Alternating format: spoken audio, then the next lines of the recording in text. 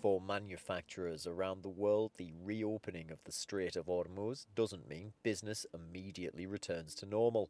Shipping delays, higher freight costs and disrupted logistics can continue to affect industries weeks after vessels start moving again. One sector feeling those knock-on effects is metal recycling. We use 100% obsolete scrap.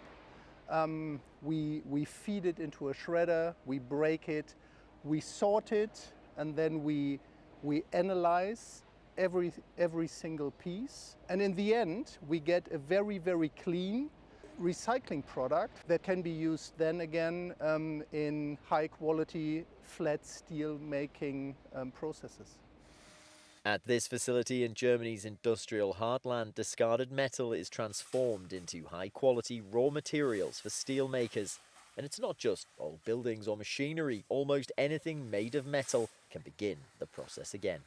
How we look at a so-called ELV, at an end-of-life vehicle, we look at it as a rolling mine. It looks like garbage, but it's actually one of Europe's most valuable resources. Here at TSR, discarded waste metal is shredded, sorted, and then sent for the next step of its journey.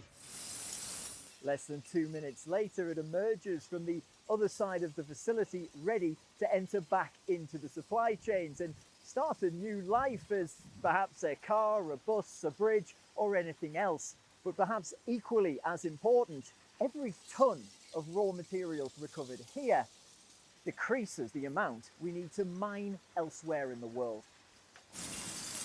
Those materials don't just stay in Germany.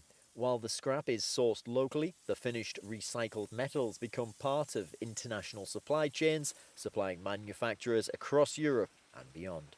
Once those supply chains, those streams of goods are disrupted, of course, you have to turn to something that you have available right in front of your doorstep.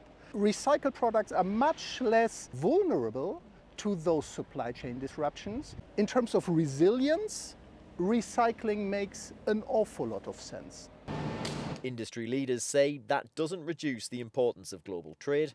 Instead, recent disruption has reinforced the need for resilient supply chains that combine international commerce with greater use of recycled raw materials. When global supply chains become fragile, every recycled ton produced in Europe becomes even more valuable. But resilience is not built by closing markets, it's built by keeping supply chains open, flexible and connected.